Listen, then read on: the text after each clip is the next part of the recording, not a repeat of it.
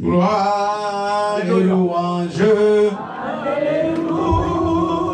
Chantons gloire et oh Jésus. Oh chantons gloire et louange.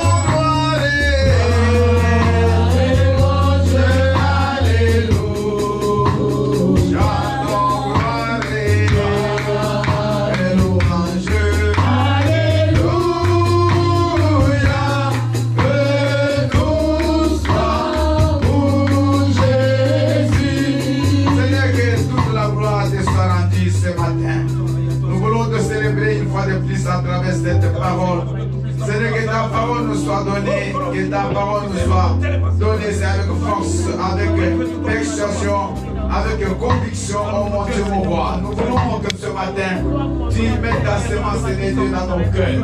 Afin que ces semences produisent, Seigneur. Viens, God, et nous accompagne, nous de pouvoir. Que le Saint-Esprit soit au rendez-vous. Que le Saint-Esprit soit à l'œuvre. Que l'on m'y ça, Seigneur. Oh non, puissant et précieux de Jésus, que ce lieu soit uni, soit pour toi, et que tout se passe pour ta seule gloire. Que Jésus Dieu continue à être élevé à travers cette prédication. Dans le nom puissant et précieux, nous avons dit Amen. Est-ce que nous pouvons acclamer pour le Seigneur? Je vous prie de vous asseoir au nom de Jésus. Alléluia. On va danser, oui c'est vrai, on n'a pas trop dansé, on va danser pendant les offrandes. Alléluia. Alléluia. Je sens vraiment qu'il faut que je parle beaucoup aujourd'hui. Donc j'ai besoin de beaucoup parler parce qu'il y a beaucoup de choses à dire. Alors j'ai besoin de prendre un peu de temps. Alléluia. Alléluia. Amen. Donc nous vous saluons tous au nom puissant de Jésus. Je bénis le Seigneur pour notre sœur Peggy. Que Dieu te bénisse. Amen. Merci pour ton retour. Elle avait perdu son père, mais comme c'était très compliqué, à l'époque on n'a pas pu donner l'annonce. Elle avait perdu son père en Côte d'Ivoire. Elle vient de l'enterrement. Que le Seigneur te fortifie, ma sœur. Amen. Hein? Amen. Acclamons notre Seigneur pour son retour. Et je salue tous les bien-aimés que je n'ai pas vu, ça fait un moment. Que le Seigneur vous accompagne. Bien-aimés, aujourd'hui nous allons aller dans une parole. Et nous allons vraiment prendre du temps parce qu'il y a tellement de choses à dire.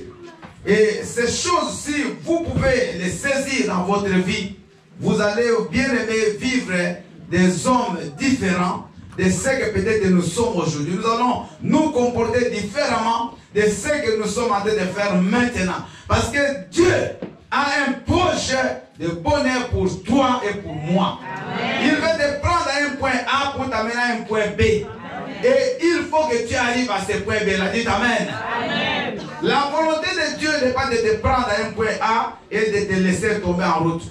Mais c'est quand il te prend, il faut qu'il t'amène. Mais vous allez comprendre que tout dépend.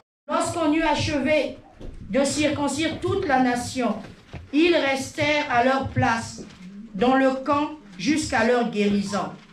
L'Éternel dit à Josué, « Aujourd'hui, j'ai roulé de dessus vous l'opprobre d'Égypte. » Et ce lieu fut appelé du nom de Gilgal jusqu'à ce jour. Les enfants d'Israël campèrent à Gilgal et ils célébrèrent la Pâque le 14e jour du mois, sur le soir, dans les plaines de Jéricho.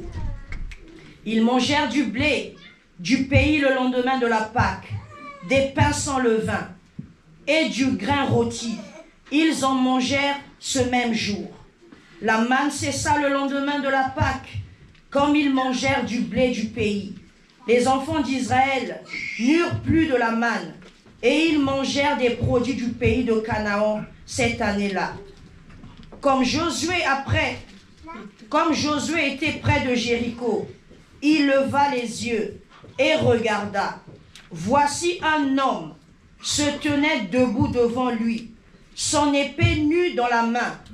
Il alla vers lui et lui dit, « Es-tu des nôtres ou de nos ennemis ?» Il répondit, « Non, mais je suis le chef de l'armée de l'Éternel.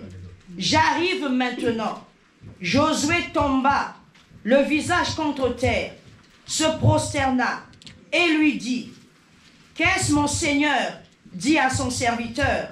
Verset 15.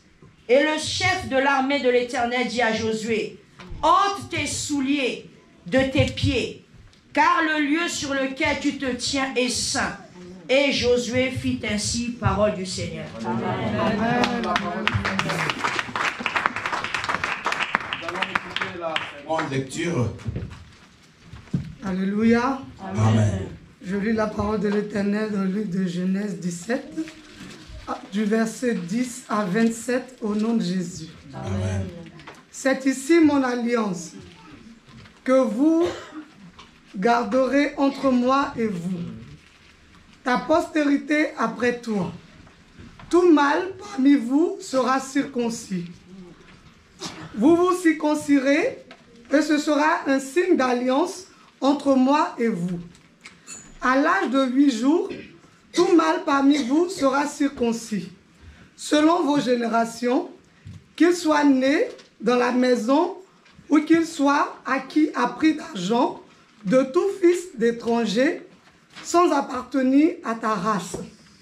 On devra circoncire celui qui est né dans la maison et celui qui est acquis à prix d'argent, et mon alliance sera dans votre chair une alliance perpétuelle. Un mâle circoncis qui n'aura pas été circoncis dans sa chair sera exterminé du milieu de son peuple. Il aura violé mon alliance. Dieu dit à Abraham, « Tu ne donneras plus à Saraï, ta femme, le nom de Saraï, mais son nom sera Sarah. Je la bénirai et je te donnerai d'elle un fils. Je la bénirai et elle deviendra des nations, des rois de peuples sortiront d'elle. » Abraham tomba sur sa face, il rit et dit en son cœur, « Naîtrait-il un fils à un homme de 100 ans? Et Sarah, âgée de 90 ans, enfantera-t-elle? » Et Abraham dit à Dieu, « Oh, qu'Ismaël vive devant ta face. » Dieu dit, « Certainement, Sarah, ta femme, t'enfantera un fils, et tu l'appelleras du nom d'Isaac. J'établirai mon alliance avec lui comme une alliance perpétuelle pour sa postérité après lui. À l'égard d'Ismaël, je t'ai exaucé.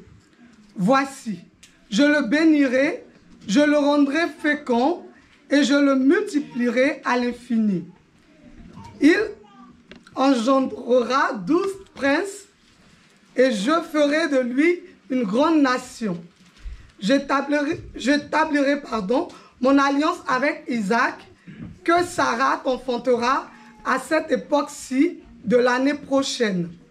Lorsqu'il eut achevé de lui parler, Dieu s'éleva au-dessus d'Abraham. Abraham prit Ismaël, son fils, tous ceux qui étaient nés dans sa maison et tous ceux qu'il avait acquis à prix d'argent, tous les mâles parmi les gens de la maison d'Abraham, et il les circoncit ce même jour, selon l'ordre que Dieu lui avait donné. Abraham était âgé de 99 ans lorsqu'il fut circoncis. Ismaël, son fils, était âgé de 13 ans lorsqu'il fut circoncis. Ce même jour, Abraham fut circoncis, ainsi qu'Ismaël, son fils. Verset 27. Et tous les gens de sa maison, nés dans sa maison, ou acquis à prix d'argent des étrangers, furent circoncis avec lui. Parole du Seigneur. Amen. Acclamons la parole du Seigneur. Merci. Maman Aimée va terminer avec Somme 1 à 3. Alléluia. Amen. Je lis la parole de Dieu dans le livre de Psaume, chapitre 1, verset 1 à 3, au nom de Jésus. Amen. Heureux l'homme qui ne marche pas selon le conseil des méchants, qui ne s'arrête pas sur la voie des pécheurs et qui ne s'assied pas en compagnie des moqueurs, mais qui trouve son plaisir dans la loi de l'Éternel et qui la médite jour et nuit. Il est comme un arbre. Il est comme un arbre. Là, c'est là. Allez-y, maman, doucement. Il est comme un arbre. Il est comme un arbre. Oui, planté près d'un courant d'eau. Planté près d'un courant d'eau. Et la conséquence? Qui donne son fruit en sa saison. Il donne son fruit en sa saison. Et dont le feuillage ne se flétrit point. Et le feuillage ne se flétrit point. Mais il y a la dernière phrase. Tout ce qu'il fait lui réussit. Tout. Alléluia. Amen. Tout ce qu'il fait lui réussit. On n'a pas dit une partie va réussir, une autre non. Mais tout ce qu'il fait lui réussit. Acclamons la parole de Dieu. Alléluia. Bien-aimé, Josué, c'était un homme combatif. Ce n'était pas n'importe qui Josué. Vous savez, bien-aimé, Dieu n'a pas besoin des fainéants. Il n'a pas besoin des paresseux. Il n'a pas besoin des gens qui disent toujours demain, après-demain, dans une année. Non. Dieu a besoin des gens de l'action. Des gens qui combattent, des gens qui décident de faire quelque chose et qui la font. Alléluia. Nous devons faire, nous devons passer à l'action. C'est ça que Dieu cherche. Dieu a besoin des révolutionnaires. Il n'a pas besoin des gens qui restent toujours dans le système établi. Il a besoin des gens de foi qui enfreignent des règles. Amen. Come on. Alléluia. Des gens qui décident que non, même si tout le monde dans ce pays fait ceci, mais moi je ne le ferai pas. Même si tout le monde va à gauche, moi je vais à droite. Dieu a besoin de gens comme ça. Sinon, ma soeur, mon frère, tu vas commencer à applaudir pour les autres. Tu vas commencer seulement à écouter les témoins des autres, mais pour toi-même, il n'y en aura pas. Ce matin, quand tu vas sortir d'ici, tu vas regretter toutes ces années que tu as passées. J'aimerais dire à une personne que quand tu sors ce matin de cette église, tu vas regretter de toutes ces années où tu étais toujours assis, où tu ne faisais rien. Josué, pour la petite histoire, c'était pas n'importe qui. Vous savez, les gens, de fois, quand ils écoutent la parole de Dieu, ils ne réalisent pas. Parce qu'on ne donne pas peut-être tous les détails, mais Josué, c'était un général d'armée. Josué, c'était le général qui commandait l'armée d'Israël à l'époque de Moïse. Josué, il a passé 40 ans. Il a vu comment Moïse dirigeait le peuple. Josué a appris de Moïse comment on pouvait faire des choses, des grandes choses avec Dieu. Josué était calme, mais il était fort. Josué était toujours prêt à aller au front. Quand les autres, comme les Aaron, ils étaient des craintifs. Mais Josué lui affrontait. Et vous allez voir dans la suite, alléluia. Dans la vie, il faut savoir affronter. Dans la vie, il faut savoir avancer. Dieu n'aime pas les gens qui reculent. Regardez, pourquoi Dieu n'a pas mis les yeux derrière? Vous êtes déjà posé cette question-là? Quand vous voyez quelqu'un avec des yeux derrière, vous allez fuir. Pourquoi Dieu a mis les yeux devant? Pour aller toujours à l'avant. Alléluia. Parce que derrière appartient à Dieu. Derrière, ce n'est pas à toi. Bien-aimé, il faut avancer. Il faut toujours poser des actes. Josué, bien-aimé, il est resté avec Moïse. Il a vu comment Moïse était leader. Et Dieu, quand Moïse va mourir, il va prendre Josué. Pourtant, Josué n'est pas de la tribu de Moïse. Amen. Alléluia. Amen. Pour que Dieu te bénisse, bien-aimé, ça dit Dieu ne va pas regarder dans ta famille qui avait reçu avant toi. Non. Amen. Dieu regarde ce que tu es capable de faire. Suivez-moi bien. Dieu regarde ce que tu es capable de faire et ce que tu as déjà fait. Parce que Dieu n'utilise pas, bien aimé, Dieu ne crée pas les choses en toi. Dieu utilise ce qui est déjà en toi. Non, moi je croyais que vous alliez comprendre. Je dis, Dieu utilise ce qui est en toi. Si tu as déjà les dons de maçonnerie, Dieu va utiliser ces dons-là pour les multiplier. Pour ça, Dieu prend Adam et Ève, il les met dans le jardin. La Bible dit, pour qu'ils les cultivent, Dieu a donné à chacun quelque chose. Et c'est cette chose-là que toi, tu dois développer. Amen. Vous pouvez bien aimer vous pouvez porter les habits d'un médecin, mais si en toi il n'y a pas de médecin, tu seras un faux médecin. Amen. Amen. Tu peux porter les toges.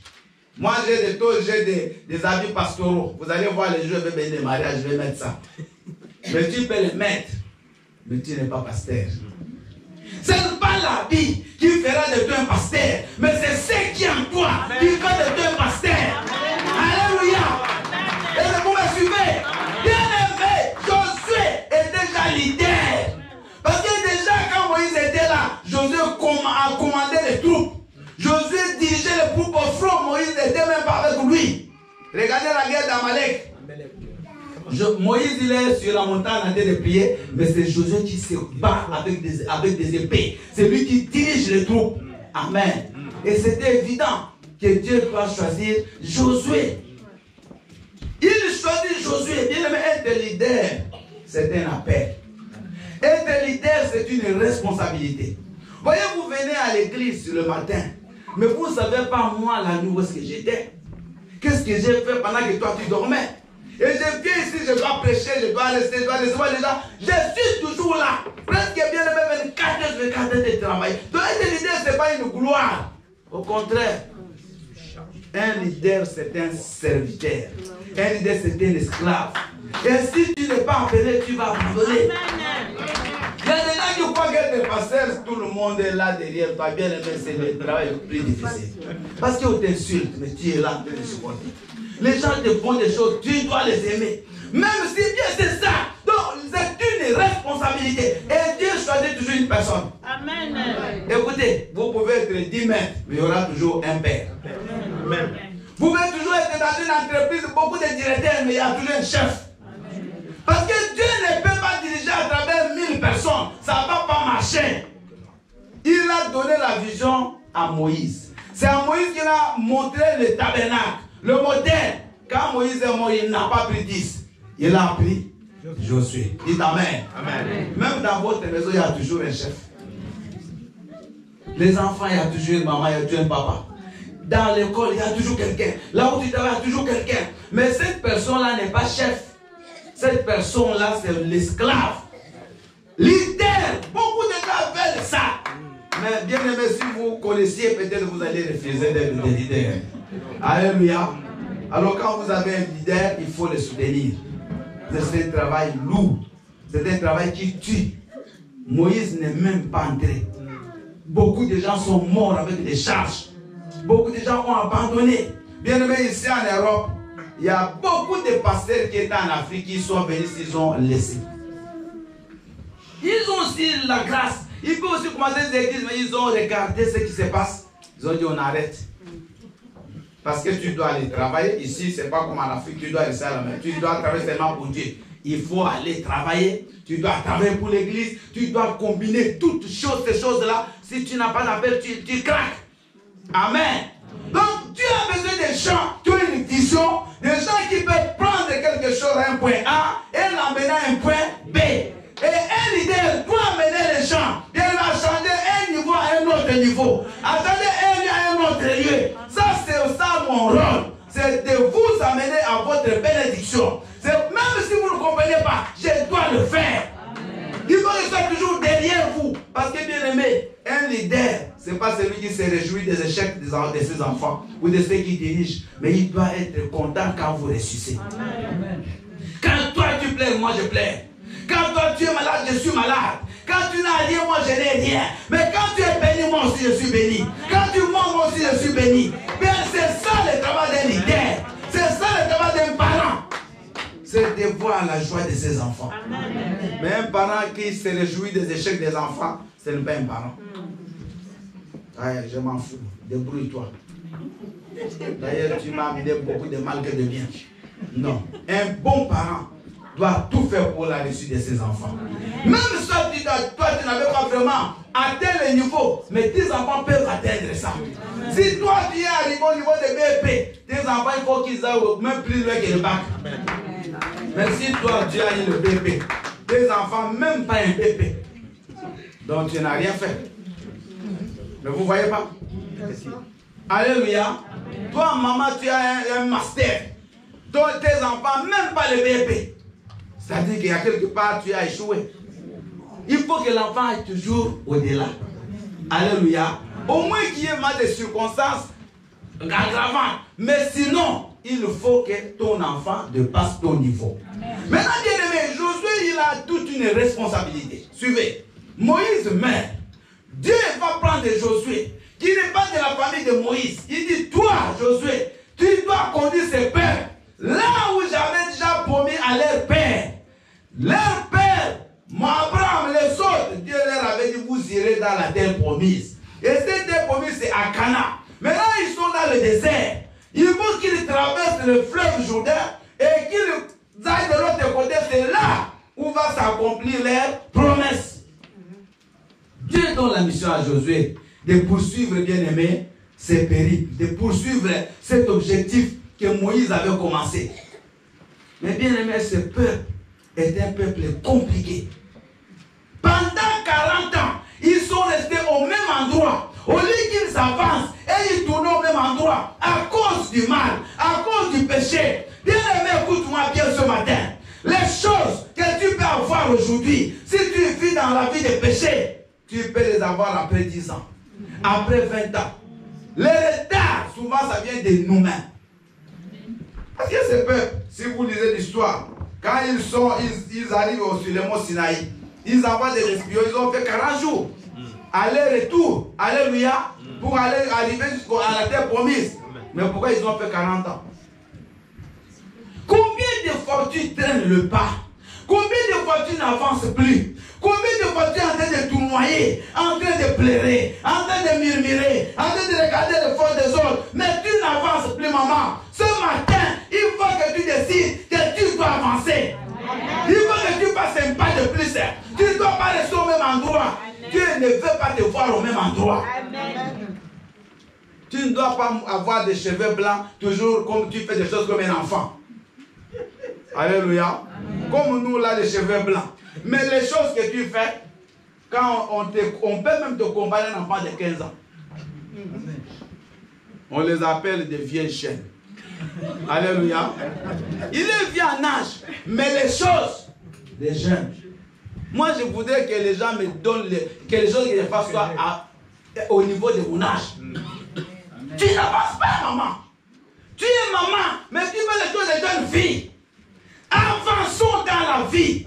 Dieu ne veut pas voir les gens statiques, pardon. Dieu veut voir des gens qui sont dynamiques, des gens qui évoluent. Tu as commencé avec 1, demain tu as 100. Tu as commencé avec rien, demain tu as quelque chose. Tu as commencé sans papier, demain tu as la nationalité française. C'est ça que Dieu veut voir. Même si ça ne marche pas, mais tu dois avancer. Mais il y a beaucoup de gens qui sont au même endroit. Et c'est toujours les autres qui sont la cause de leur malheur, de leur rester sur place. C'est les autres, c'est pas lui. Et tous ces gens qui ont fait, bien aimé, 40 ans avec Moïse dans le désert, tous, ils sont morts. Ils sont morts sans avoir vu. Dis-moi, je ne mourrai pas sans avoir vu ma destinée. J'aimerais que tu le dises avec foi. Je ne mourrai pas sans avoir atteint le lieu où Dieu m'amène. Mais est-ce que vous ne voyez pas que c'est vraiment malheureux? Des gens qui sortent de l'Égypte, ils font 40 ans pour mourir dans le désert. Alléluia. C'est comme nous, on a quitté le monde. On est venu en Christ, mais pour venir mourir en Christ, bien aimé, comme des gens qui n'ont jamais connu Dieu. Tu as laissé de fumer, tu as laissé de boire, tu as laissé de te livrer, tu as laissé d'aller dans les boîtes de nuit, d'aller bien dans les hôtels, d'aller faire n'importe quoi. Mais pour qu'en Christ, tu fasses les mêmes choses. Amen. Donc tu n'as changé que des lieux. Alléluia. ça devient compliqué. Est-ce que vous me comprenez ce matin? Parce qu'il y a des gens, dans le monde, ils faisaient le mal. Il est venu, mais maintenant il le fait en Christ. La même chose. Vous savez, vous pouvez prendre le diable. Le diable. Vous le plongez dans l'eau de baptême, il est sec. Vous le plongez dans l'eau de baptême, mais quand vous le sortez, il est toujours diable, mais mouillé. Est-ce que vous avez compris ce que je voulais dire? Un païen, même s'il vient à l'église, mais s'il est toujours païen, même si tu l'amènes dans le baptême, il va sortir du baptême toujours païen. Donc il est diable, mais sec. Mais quand il sort, il est toujours diable, mouillé. La nature ne change pas. C'est pour ça que Jésus dit à ces gens-là, race de vipères, qui vous a pris à fuir la colère de Dieu, répandez-vous. Parce que la vipère ne change pas. Amen. Les serpents ne changent pas de nature. Il reste toujours serpent. Il peut faire la mue. C'est-à-dire, il y a un moment dans la vie d'un serpent, sa peau là, il laisse la première peau, il devient comme neuf.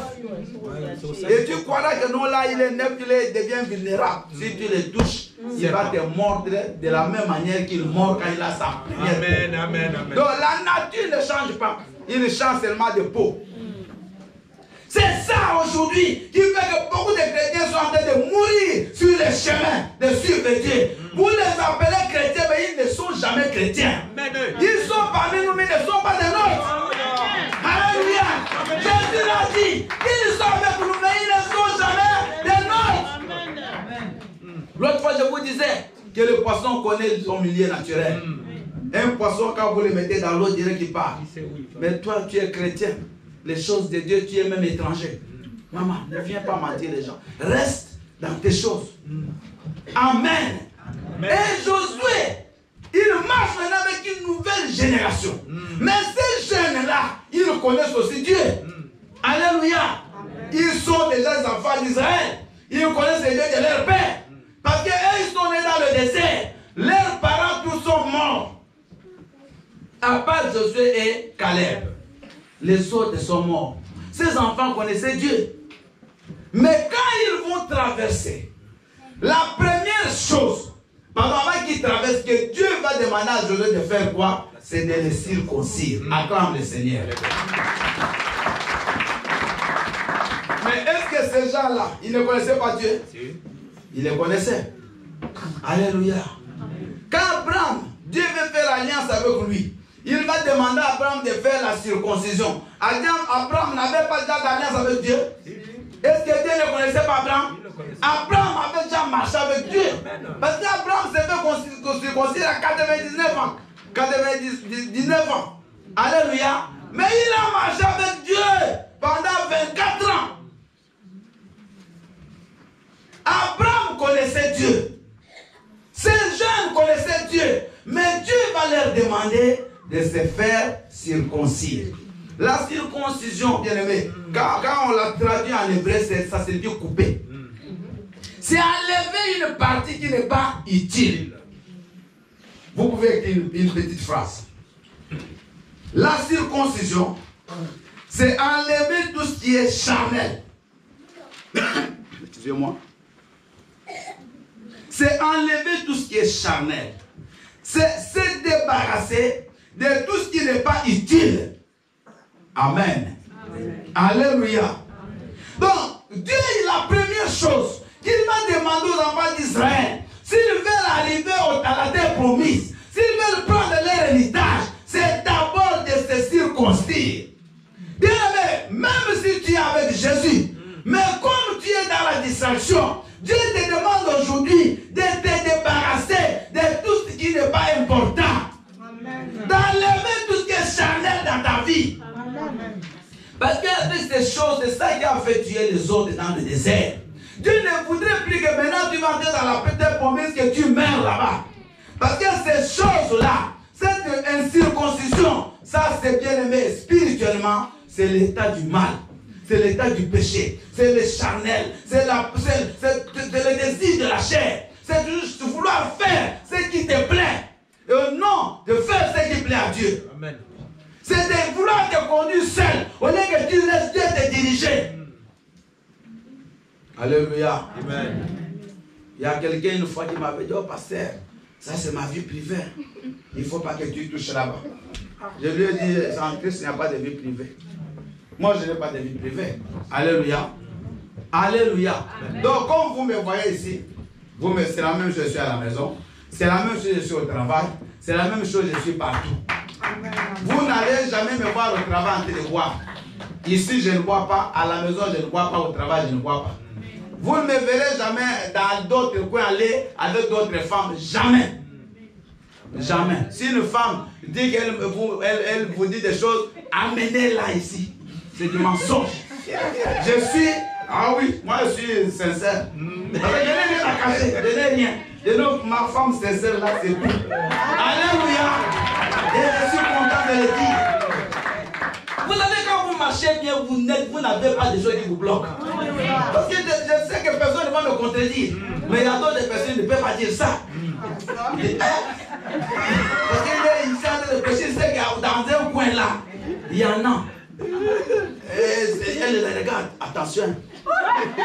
Alléluia.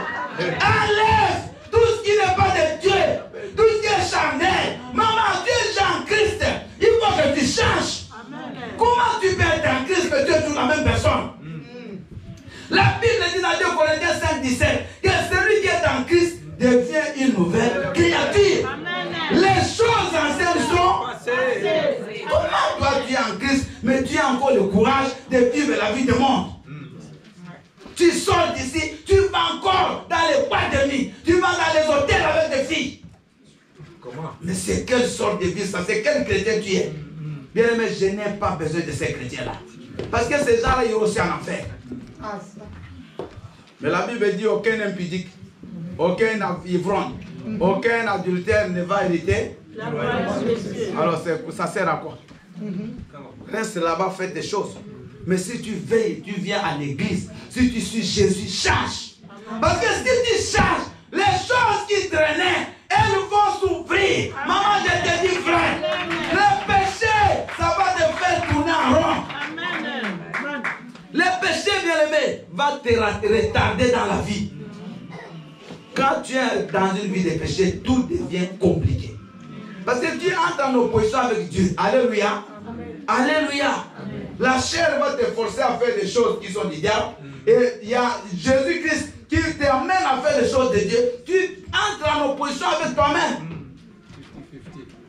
Première condition, couper. Enlever. Maman, tu dois ce matin enlever tout ce qui n'est pas de Dieu en toi. Tu dois décider d'abandonner le mal. Il y a une maman qui était 2 enfants. Je ne sais pas si ça existe, mais chez nous, ça existe. 2 enfants. Des messieurs qui avaient beaucoup d'argent. Et ce monsieur-là, c'est lui qui soutenait la femme. Elle venait à l'église, on ne connaissait pas sa vie. Elle donnait beaucoup d'argent à l'église. Même les jours de son baptême, c'est elle qui a amené tous les minibus pour amener les gens du baptême. Et son mari la suivait. Elle était jeune, le mari. Et il aimait tellement par rapport à la première femme. Et la maman là, elle avait décidé, nous ne savions même pas, que les jours où je me fais baptiser, je ne rentre plus dans la maison là où que son mari louait. On finit le baptême, elle est partie chez ses parents. Maintenant le monsieur cherche sa femme, il va la trouver chez les parents. Mais qu'est-ce que tu fais ici? Il dit non, c'est fini moi. Il dit quoi? Avec tout ce que Dieu fait pour toi, il dit oui, c'est fini. Avec tout ce que tu as fait. Alléluia. Le monsieur était fâché. Il est venu jusqu'à l'église. Moi, j'étais le numéro 2 de l'église. Il est venu là, puis moi, j'étais avec mon pasteur. Il dit, mais c'est vos enseignements là qui ont fait que mon épouse aujourd'hui, elle ne veut plus de moi. Alors, vous devez tout rembourser. Il a sorti un cahier pour la première fois de ma vie. Ça fait 37 ans que je suis pasteur que je vois ça. Il sort un cahier avec toutes les offrandes qu'il donnait et les dîmes.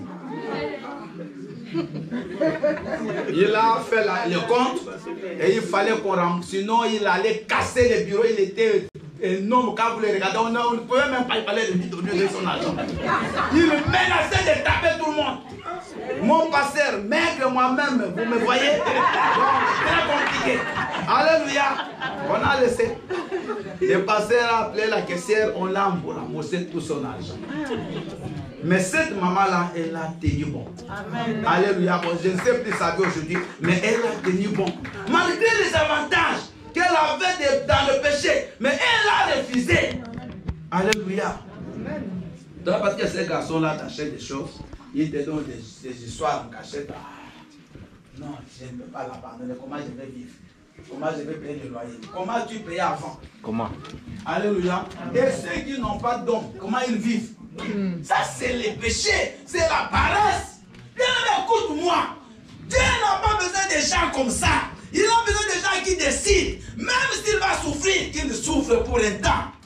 Mais demain, Dieu va l'honorer. Amen. Alléluia. Dieu n'a pas besoin de gens qui vivent dans le péché, bien-aimé. Il n'a pas besoin de ça. Pourquoi tu limites Dieu? Tes mains là ne peuvent rien faire. Il y a même des gens qui n'ont pas dit de celui qui travaille. Alléluia. Bien-aimé, si tu échoues, ce n'est pas la faute de Dieu. En rien, je vous dis. Ce n'est pas la faute de Dieu. Donc, première condition, si toi tu veux aller jusqu'au lieu de ta destination, jusqu'au lieu de ton héritage, il faut que tu puisses faire enlever tout ce qui est charnel. Dites Amen. Amen. Il faut que tu surveilles bien ta vie. Il faut que tu te laisses bien aimé travailler par Dieu. Que tout ce qui te rattache encore au monde, que ça tombe. Et ça, c'est la circoncision. C'est une condition obligatoire. Dieu bien aimé, il va obliger même moi, Abraham, à faire cela, malgré son âge. Parce qu'Abraham, si vous regardez, Sarah peut tomber enceinte d'Isaac. Dieu va lui demander la circoncision. Acclame le Seigneur. Je ne dis pas que tu n'as jamais reçu Jésus. Je ne dis pas que tu donnes les offrandes. Je ne dis pas que tu paies ta dîme. Je ne dis pas que tu es régulier à l'église. Mais ça ne suffit pas. Circoncis-toi ce matin. Amen. Dites Amen. Amen. Change, bien-aimé, ta vie. Amen. Change ta façon de croire, de comprendre les choses. Dieu n'est pas dans les explications des hommes. Dieu n'est pas dans les justifications. Mais tu restes là. Bon, on va voir. Tu as un projet, ça fait 10 ans ce projet-là. Le projet commence à vieillir. Alléluia. Amen. On va faire un cabinet médical. Ça, c'est la 3e année. Alléluia. Les projets pourris. Mettez-vous debout. Avancez. Amen. Alléluia. Vous savez, les païens sont plus courageux que nous. Je vous dis vrai, les païens, ils nous dépassent en courage. Tu travailles, tu fais un travail, tous les jours tu pries. Le matin quand tu vas, tu reviens, aujourd'hui c'est le dos. Demain c'est l'autre épaule. Après c'est la jambe. Donc à la fin tu deviens handicapé. Mais tu continues à aller même avec l'handicap. Non, c'est pas possible. Moi j'arrête. J'arrête. Parce que si c'est ce qui te détruit, pourquoi tu vas t'accrocher? Dites-moi, quelque chose qui te détruit, pourquoi tu dois t'accrocher? Tu peux faire autre chose. J'ai vu des directeurs commerciaux qui ont abandonné Paris. Ils sont partis, ils ont devenu des fermiers. Et ils témoignent, ils disent, je suis devenu heureux. Ah non. Bien aimé, on est là bloqué. Bloqué, on n'avance pas. Alléluia. La chose ne marche pas, tu t'accroches. Les fiançailles, ça ne marche pas. Pourquoi garder ça? Arrête. Avance. Tu vas trouver un autre. Ou une autre. Alléluia. C'est comme si on t'a lié. Donc c'est comme si, quand tu étais même païen, beaucoup d'hommes tournaient autour de toi, tu refusais. Mais depuis que tu as reçu Christ, c'est comme si tu ne réfléchis même plus. Non. Avance, maman. Arrête ce qui te détruit. Parce que Dieu ne te voit plus là-bas. Il y a certaines choses qui sont des signes de Dieu. Bien, mais moi, quelqu'un que je trouve qui ne va pas m'amener loin, j'arrête avec lui. Je n'ai pas besoin d'avoir 1000 amis. Non. Vaut mieux avoir un seul. Mais cet ami-là, il est le bon. Il m'amène loin. Il m'aide. Il m'encourage. Que d'avoir 1000 amis, à la fin de l'année, on te met dans le trou. Il fait même le trou et tu restes là-bas. Vous me suivez? Come on. Pourquoi s'attacher à des amis comme ça? Arrête. Est-ce que Dieu nous a donné l'intelligence ou pas? Même l'intelligence là que Dieu t'a donnée, tu dois l'utiliser, non? Amen. Alléluia. Quand tu sors ici, tu vois des voitures qui passent vite. Comme tu viens de l'église, rempli de foi. Tu regardes même le téléphone. Maman. Bien, on va te ramasser. Toi, je crois que tu vas même monter à 2 mètres ou 3. Alléluia. Mais ça n'a pas de sens. Quelqu'un qui est sage doit faire quoi? Et s'il y a des voitures qui t'arrêtent? Mais les frères, qu'est-ce qui se passe avec vous? Dites-moi un peu. C'est comme ça Paul dit je ne sais pas si au Corinthiens ou au Galates. Il dit, mais vous qui couriez bien, qui vous a ensorcelé? C'est pas possible. Comment vous ne pouvez pas réagir? Comment vous pouvez rester statique? Comment vous pouvez pas voir que ça c'est mauvais, je dois changer? Allez prendre les enseignements chez même les animaux. Vous nous avez prêché sur les fourmis, sur d'autres choses. Ils sont même plus organisés que nous. Alléluia. Ta propre maison s'est détruite. Non? Tu attends. Ça fait 3 ans que tu disais, je vais remplacer, je ne sais pas quoi. Je vais mettre de la peinture. Je vais arranger cette porte. Non. Tu attends. Ça commence à pourrir. Ça pourrit. Tu attends toujours. Même pour faire ça, il faut que Dieu descende. Alléluia. Amen. Deuxième chose, juste enlever une petite partie. La blessure là va commencer à saigner. Ça sera pire. Ça sera pire. Moi, j'avais perdu ma première femme. Je me suis remarié après 4 ans. Mais bien aimé, j'ai dirigé une église pleine de serres. Vous savez, dans les églises, c'est souvent les femmes. Beaucoup. Alléluia. Tout le monde là savait que c'est passé n'a plus de femmes. Mais j'ai attendu 4 ans. Mais il y a des gens, non.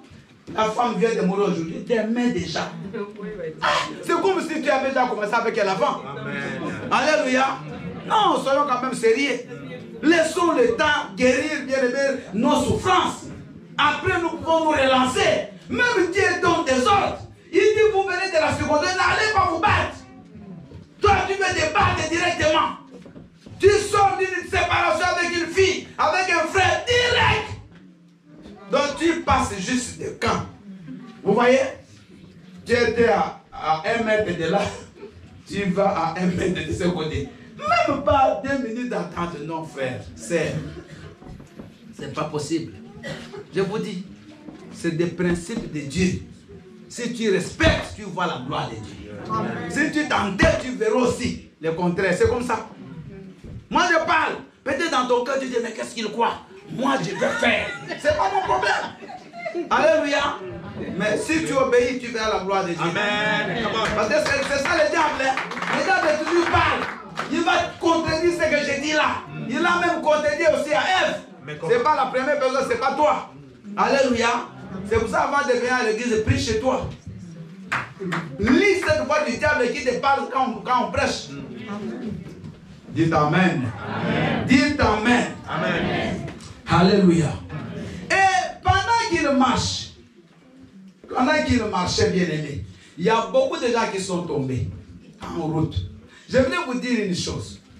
Vous savez, il y a des gens dans votre parcours, pour arriver à votre lieu de destinée, qui vous lâcheront, qui vous abandonneront. Ne t'accroche plus à ces gens-là.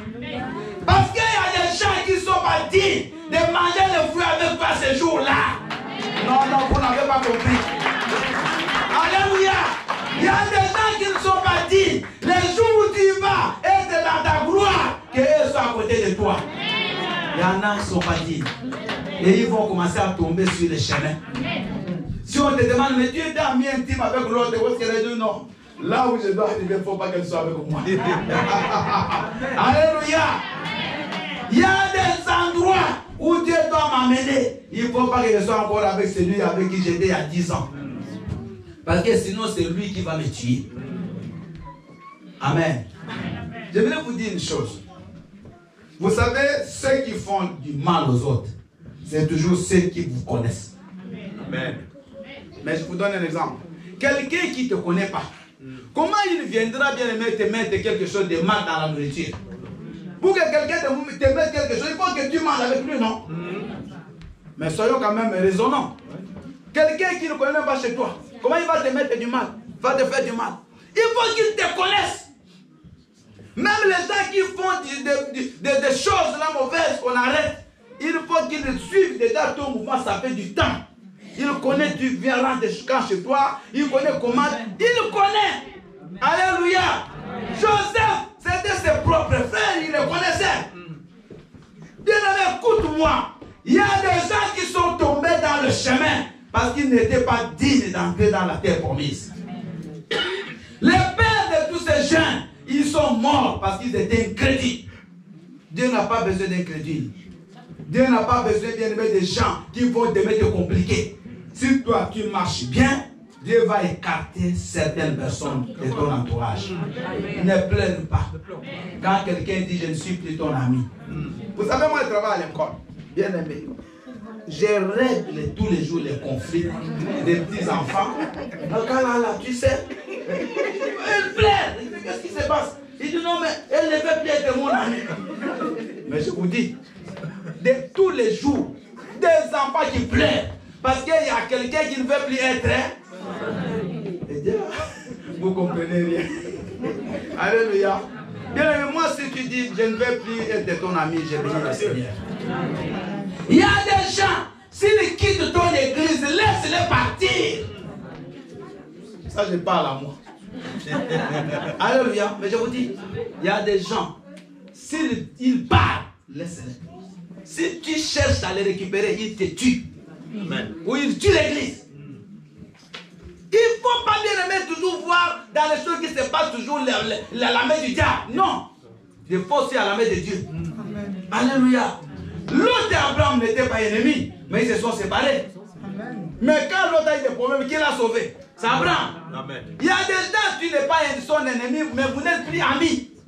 Vous restez de connaissances. Amen. Bonjour, bonjour, ça s'arrête là. Mais allez encore manger ensemble. N'essaye plus. Amen. Parce que Dieu sait qu'à un niveau où tu vas arriver, cet homme peut te faire tomber. Amen. Vous savez, il y a certains présidents de la République qui aujourd'hui sont devenus bien, mais les gens les ont vomis à cause de leurs amis qu'ils avaient avant qu'ils soient présidents. Ben ouais. Vous savez ça? Oui. Parce que comme ils étaient des amis, quand lui devient président, il prend ces amis-là qui n'ont pas la qualité, qui n'ont aucune formation, il leur donne des postes. Maintenant, ces amis-là détruisent, ils commencent à voler. Et c'est le nom du président qui est sali. Amen. Alléluia. Amen. Alléluia. Bien aimé, moi, il y a des gens avec qui nous avons grandi. Il y a même des pasteurs avec qui on a évolué. Mais qui sont déjà dans une vie mauvaise. Aujourd'hui, même s'il vient, je ne lui donne même pas la chair. Il va rester là jusqu'à la fin, il sort. Même pas faire la prière de clôture, il ne devient pas le micro. Mais je vous dis des choses vraies. Peut-être qu'il y a des gens que je connais aujourd'hui qui sont dans le vin. Des pasteurs qui sont devenus des ivrognes. Qui ont même touché les fétiches. Je ne vais pas lui donner la chair. Même s'il m'a dit ce pasteur est devenu orgueilleux, gloire au Seigneur. Mais je protège les brebis de Dieu. Amen. Alléluia. Il ne faut pas jouer bien aimé avec votre vie. Dieu lui-même peut éloigner des gens.